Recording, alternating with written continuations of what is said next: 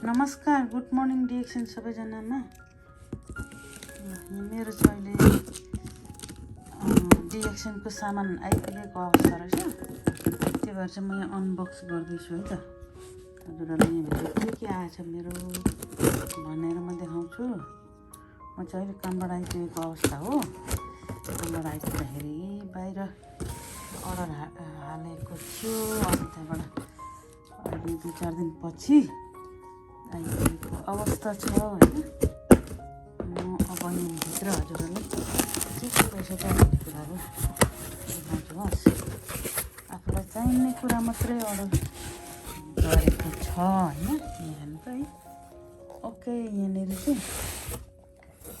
चाहिँ के रहेछ त भन्दाखेरि ब्ल्याक कफी रहेछ नि होइन। लिङ्जी ब्ल्याक कफी यो कुरा अर्डर गर्छु मैले 2वटा। मेरो अरू पनि छ अस्तिको अलिकति। त्यो भएर चाहिँ यहाँनिर चाहिने मात्रै अर्डर गर्नुपर्छ। अब यसको डेट भनेको कतिसम्म रहेछ त भन्दाखेरि ओके एक्सपायर अन 2028 सम्म रहेछ होइन।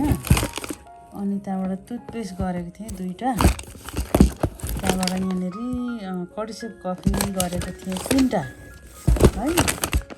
3 कडिसेप कफी। त्यहाँबाट यहाँनिर एउटा यहाँनिर 390 को आरजी भयो भनेपछिमा चाहिँ 90 को चाहिँ जियो, किनभने अरू मैले खाँदैछु सकेको छैन। त्यो भएर चाहिँ अन्ली निडेड होइन। अर्को भनेको त वाउ ज्ञानोजी soap. Oh my goodness, super. It makes our skin so smooth होइन। ज्ञानोजी सोप। अनि 2टा टुथपेस्ट भनेको थियो होइन।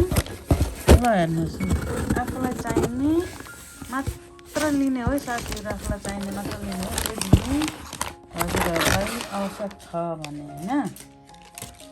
यहाँ अनावश्यक नलिनु होला। अनि लिएर चाहिँ यो चाहिँ प्रोडक्ट चाहिँ चलाउनु पर्ने, आफूले खानुपर्ने हुन्छ होइन।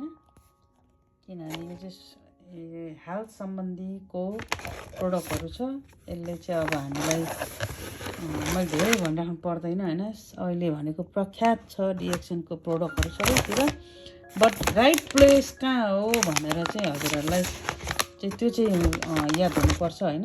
DXN, अब यो DXN कम्पनी मलेसियाबाटको हो होइन। यो पाउँछ अरूतिर पनि, बट अथेन्टिक्स हामीले चाहिँ एकदमै अब यसरी रिसिपसँगै नै आएको हुन्छ नि त होइन।